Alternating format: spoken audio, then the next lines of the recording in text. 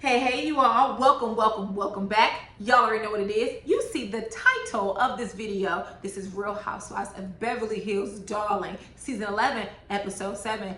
Let's go ahead and get into it. So, Sutton picks Erica up in her big body Bentley. Yes, clean as hell.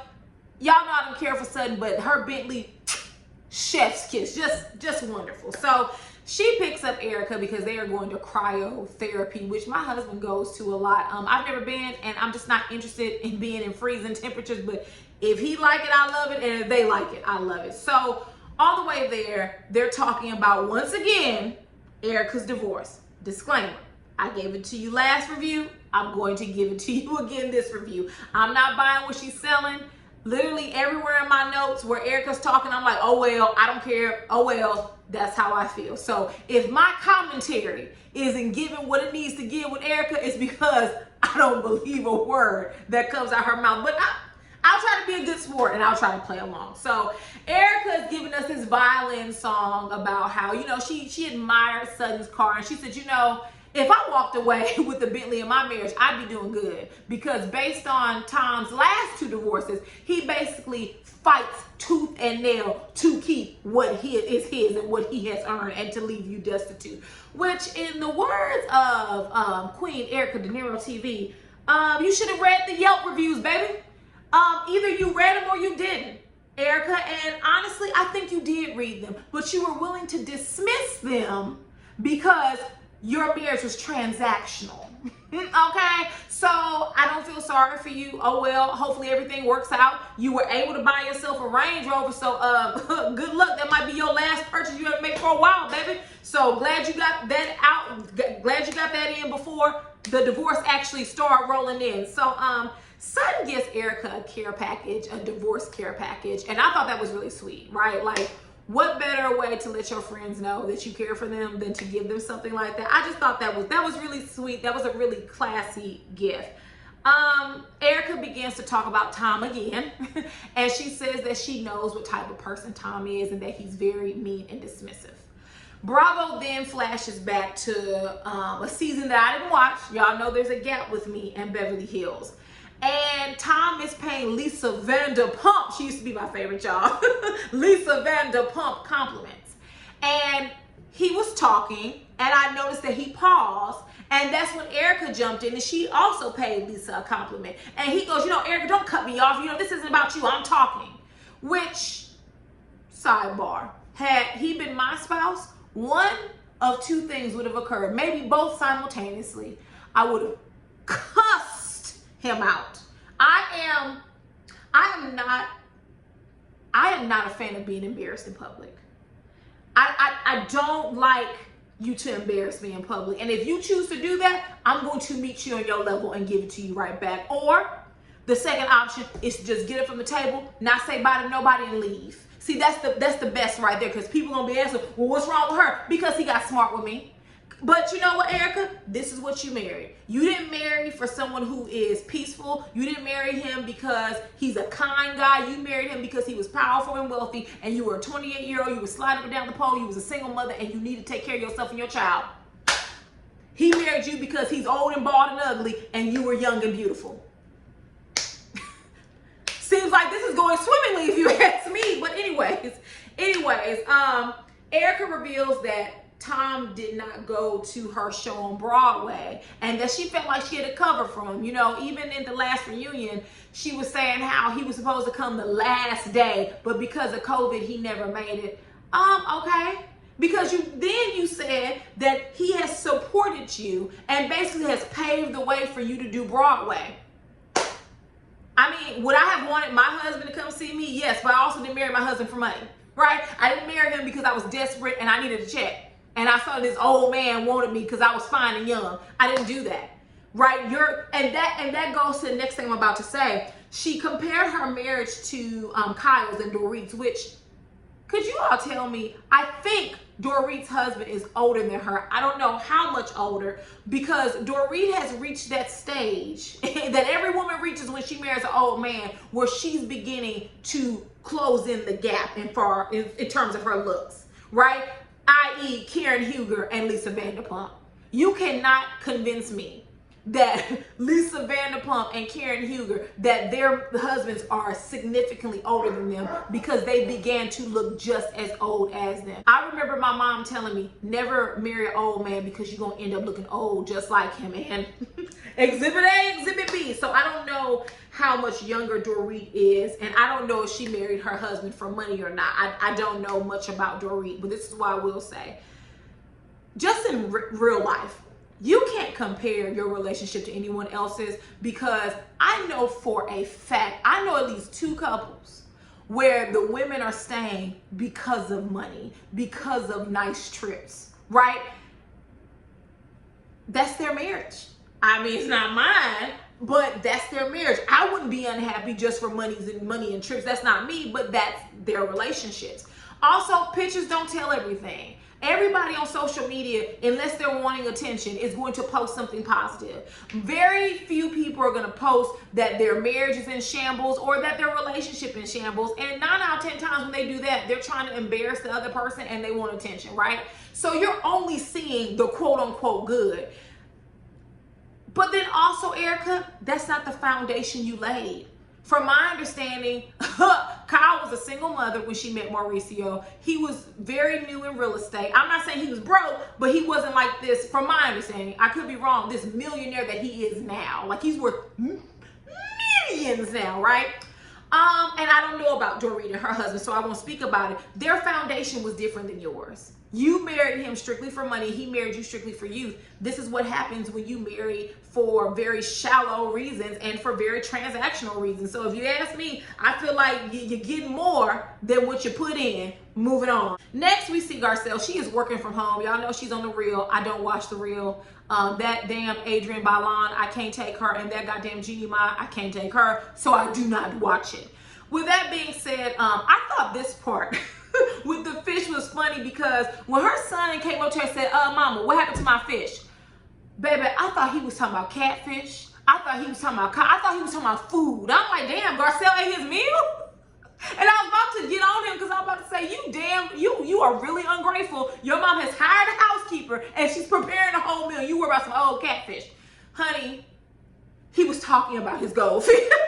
He was talking about Kyle the goldfish. Well, Kyle the goldfish died. Okay, goldfish have short lives. And she was going to replace it, but he caught her red-handed, which, Garcelle, that's why Kyle don't like you, because you be jabbing her, right? Your son go sit there and say, I didn't like that fish anyway. And neither did Garcelle, tell you the truth. That's why she named it Kyle. So you do shade her, right? So don't be upset when Kyle comes back and shades you. The most important part of this scene was when Garcelle asked her children, her sons, how would you feel if I were to get married again? And they were like, nah, we're not here for it, which I would want my mother or my father to be happy. If they wanted to marry someone else after they divorced, I would want them to be happy, but then also their kids, right? You're asking them. I don't have any children yet, but I don't know if I would have posed that question to them until I was in a relationship with someone and it was serious. Maybe that's not the right way, but I wouldn't have. I mean, she's with no one right now, so what does it matter? And then her son even asked her, well, why do you want to get married? And I wrote it down, and Garcelle said she wants to get married again because she likes being married. And that just wasn't a good enough answer for me, because what do you like about being married? Your last marriage ended up in flames. Matter of fact, to the point where you had to email the whole company and tell about his affair. So what aspects of marriage do you like? Did you like the coupling of it? Did you like the title? Did you like just the theory of you being married? What exactly about your last marriage makes you want to be married again? And I'm not advocating against it. I am married, so I obviously believe in marriage, right? But it just seems like Garcelle wants to do it because she just doesn't want to be alone. It just seems like something to do. It doesn't seem like she's very serious about it. So Garcelle, I know that's part of your storyline, and I'm starting to get that. I didn't catch on at first, but it's part of your storyline. So with that, I will say you're not ready to get married. And honestly, if something happened to me and David's relationship where we dissolved the marriage, I don't know that I would get married again. Not that it's bad, but I'll tell you like this. I probably would get married a second time, but if I divorce after that, baby, no, we'll be just girlfriend, we'll be partners. we're not getting married again. It's just we're not doing that again. After number 2, I don't need a 3, 4, 5, and 6. So I think that Garcelle needs to just continue dating, but she also needs a therapist because she really doesn't have a clue why she wants to be married. Even when she was with her dating coach, she really didn't give reasons of why she wants to be married again, and that's a terrible place to start a marriage from. Moving on. Next, we see Erica. We see Erica's ass again. I was so tired of seeing Erica this episode. I thought to myself, can we go back to last season where she was basically on mute? I like that Erica, right? I like not seeing much of her, but yet still, Erica and Rinna, they are going Christmas shopping. Or no, they're going Christmas decor shopping, which Christmas is the most wonderful time of the year. I love Christmas. Love it. I think it's the lights and, the cheer and all that shit. I love it because, all the other times of the year, everybody's rude and mean, right? So I love Christmas. While they're on their way there, her and Rinna are talking about the gossip blogs and about the tabloids, about how Garcelle came to Erica and was like, girl, someone told me that someone told me that someone told them that someone told their cousin that Tom was out with a blonde woman and she was 60 years old. I found that interesting, right? I'm surprised he's not dating younger, but then again, we don't know all who he's dating because last season, I bullshit you not, last season when I was watching, I said, Erica's getting a little too old for Tom, isn't she? Because Erica's almost 50, shouldn't she be? Or is she not, is she 40s? Erica's in her 40s probably because based on her face and all the Botox she's had, I would say she's firm in her 40s. Maybe a little bit older than that. She was getting a little long in the tooth for Tom. And I thought that then. So I'm surprised he was with a 60-year-old woman, right? Or at least that's what the person said. And Erica was like, cool beans. If he's still trying to get some at the big grown age of 81, I'm all for it. And honestly, Erica, me too. While Lisa and her are talking, Rinna, addresses the elephant in the room about her daughter, who is 19, Amelia, and she is dating Scott Disick, who is 30, I think he's 37 years old. So, okay, 2 things. The first thing is that Scott keeps playing on the playground, and his big grown ass is too old for a 19-year-old. And let me explain why. When you're 18 or 19, yes, you are an adult. But I've been 18 and 19 before, and I can say this, I was not the woman then that I am now. You live and you learn, you grow, you evolve, things of that nature. The reason why older men like to reach down to 18 and 19-year-olds is 1, because they're creeps, but 2, because they can manipulate you. You haven't lived long, you haven't experienced much with relationships. Scott would never date a 37-year-old woman because she's not tolerating his cocaine-infused bullshit. Men like him, I feel like they go to like 18, 19. They go just far enough to be able to say, oh, they're grown, they're 18, they're 19, they're grown. Men like Scott, something don't sit right with me. Why are you steady going after these young women? Like, you know what you're doing. Because in my opinion, 18, 19, that's not too far from 17. So I wonder what you looking at when you walking around this world. So I'm just saying, I'm not saying he's a predator because I don't have any evidence, but he is creepy. The next thing I want to say is that Lisa Rinna gets off on this. Lisa is a D-list celebrity at best who married well. I'm just gonna keep it real. Lisa is not a big movie star. If you walked up to someone and said Lisa Rinna before Beverly Hills, they might not know who the hell you talking about. And so your daughter being connected to the Kardashians by way of Scott Disick, I feel that low-key Lisa Rinna is living for this, because why would you talk about that on the show, right? Why would you confirm a rumor, whether it's true or not, about your daughter? That just didn't sit well with me. I just feel like Lisa just wants to be in, right? And I think secretly she's thrilled that Amelia is dating Scott Just my opinion. Y'all tell me yours. Moving on. Next, very quickly, I thought it was really cute that Kyle and Mauricio surprised their younger daughter, what's her name, Portia, with one of her older sisters, Sophia, to stop by. Like,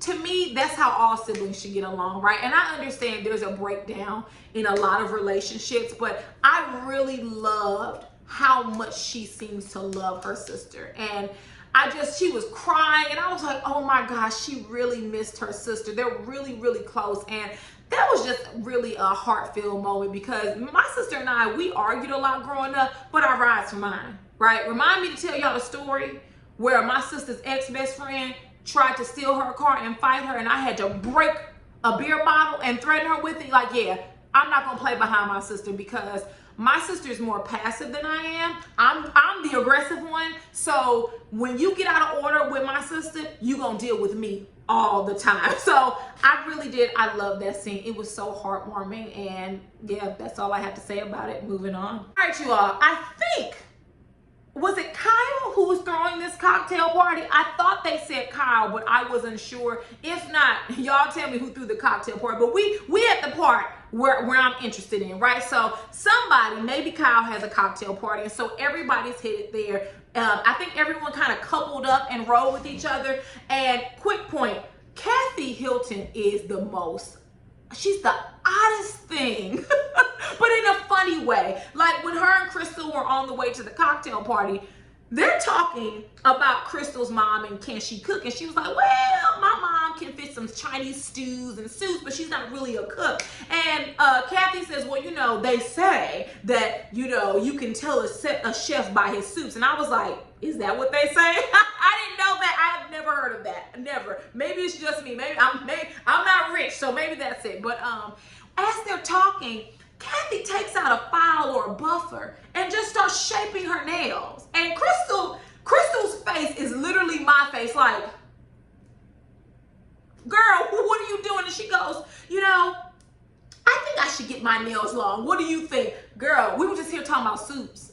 How we go from soups to filing nails. But either way, as they arrive, here comes Dorit. Dorit is very ostentatious with her wealth, right? As Kyle said, you will never have to guess what name brand she has on, because she's always going to show you. She's very, very loud with her wealth. But I'm also gonna say this: her fashion gives me black girl tease. I don't know who her stylist is, but her fashion gives me black girl tees and also Asian girl tees. So Miss Dorit, I got my good eye on you, because I know damn well don't know white women dress like that. So shout out to all the sisters you copying off of. You can copy and paste. my good eyes on you. But anyways, Sutton, that bow was horrible. And that bow looks like, y'all know the spiders for Halloween that they use where you kind of bend them and put them on like things. If I get up the nerve, because I have arachnophobia, I will try to find a picture and screenshot it someplace here or there. So if you see it, just know your girl braved Rihanna's internet and searched through pictures to find the picture that I'm talking about. But I just didn't like her bow. It was too big. It was too crunched up. Not my type of hype. So while they're talking, Kathy asks, you know, Lisa, you know, how are your girls doing? How are your daughters doing? And this is what I mean by Lisa is secretly thrilled, right? All Kathy asked her is, how are your children? Very normal question. Oh, they're doing fine. Hey, everyone, I have a question. When I meet Scott, should I call him Lord? Girl, call him by what his mama named him, Scott. You so antsy to be in that Kardashian clique. And I feel like a lot of the women on the show are like that. Like they kind of praise Kris Jenner, and it's like, girl, she's just a person. Calm down, calm your tits. But anyways, I think all the women agree that Scott is too old for Amelia and that he should be dating someone his own age. As Erica has said before, you know, she's one to talk because she was 28 when she met Tom. So, right, she don't have a dog in this fight. And then I think earlier Lisa had pointed out that when her husband was with this woman named Ursula, I have no clue who she is. I think is she an actress or somebody? He was in his 20s and she was in her 40s. And so her husband was cool about her dating older, which is usually odd. Usually dads aren't cool about that. Moms will be, but dads won't be. And Kathy says in her confession, like, listen, take it as a mom of 2 famous daughters, it could be worse. And I said, you know what, Kathy? You goddamn right. So then we get to the moment when Garcelle starts to talk about her son, Oliver, which we've heard about Oliver. We've seen Oliver. Oliver has been in trouble basically all his life. He's been she just not has had an easy time parenting him. And what she was telling Lisa is that, you know, he started dating this woman, a white lady, and she has 3 children. The 3 children look biracial to me, you tell me. And then he went and got her pregnant, and now there's 4 children. She thought, well, wait a minute, damn, like this woman already has 3 children. Why would you have a 4th one with her? Like, what are you doing? But then she says, Sam, which I guess is Oliver's wife's name, that she turned out to be the best thing for Oliver. And so now, although she has 1 grandbaby, she considers all of the children her grandchildren, even though they're not biologically hers. And so she turns around like, well, girl, you may be a grandma of 3 soon. And like I said, Lisa is eating it up and she loves it. So now we're at the part of the dinner that I want to get to, which is Lake Tahoe Gate. So I was very irritated with every woman at that table because all of them were very dismissive of Crystal, right? And they basically invalidated her experience with Sutton. And so let's just go ahead and get into it. So Kyle brings it up, and she said, you know, I was telling Kathy about everything with Lake Tahoe, and she began to tell Crystal that she felt she used the wrong word, which, don't tell me what word to use, right? I don't care how it makes you feel. The word is violated. Crystal never said that Sutton sexually violated her. She simply said she felt violated, and she told the story of what happened. The fact that y'all took it for more than what it was is your fault. How dare you tell someone what word they can and can't use? And then Kyle went on to say that she felt that Crystal implicated something sexual had happened, or that it was sexually related. But when did Crystal indicate that? When was that implicated? Crystal said that Sutton walked in without permission in her room and she was naked. She then proceeded to say, well, I don't know what you got going on over there, but here, and left. First of all, I want y'all to stop this bullshit that Sutton is a proper Southern belle. I know plenty of Southern belles, and no shade, but almost all of them are full of BS. Right? I'm a Southern belle. I cross my legs. Help me down the steps. And honey, behind closed door, they busting it wide open. What did Tamar Braxton mama say? They are laying it low and spreading it wide. The furthest thing from being a proper Southern belle. That is all an act. It is shenanigans. And if Sutton was a proper Southern belle, she would have known to knock and to wait to be given permission to enter. You don't knock and enter. And Crystal was naked. Hell yeah, that is a violation of my privacy and my space. Kyle, Garcelle, Erica, and whoever else got a problem with it. How dare y'all try to control what someone else says out of their mouth?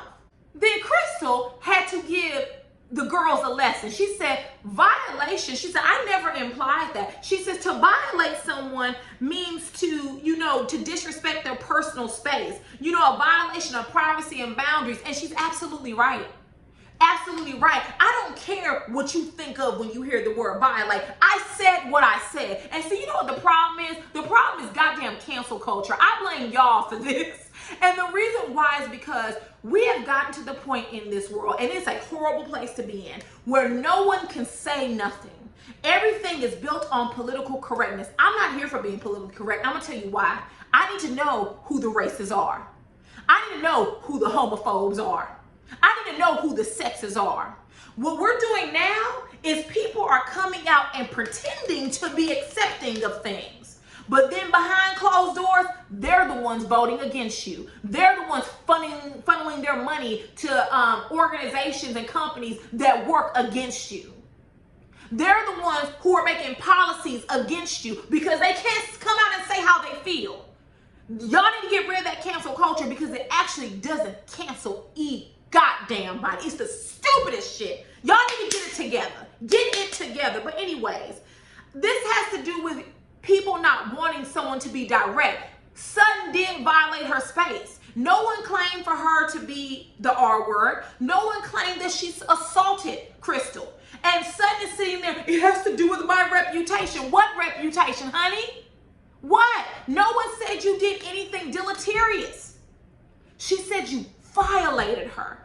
So here comes Garcelle, which Garcelle, I am very disappointed in you because based on these episodes, and I know some of y'all don't like Crystal, Crystal has been an ally to you and you have not been a good ally back, right? That was your time to sit there and shut the hell up. Because honestly, it had nothing to do with any of you all. Crystal told y'all, but it had nothing to do with you. And so you sit there and say, yeah, but to say someone violated someone to me means it was intentional. No, Garcelle. We're not talking about what it means to you. What is the definition? It don't matter what the hell it means to you, Garcelle.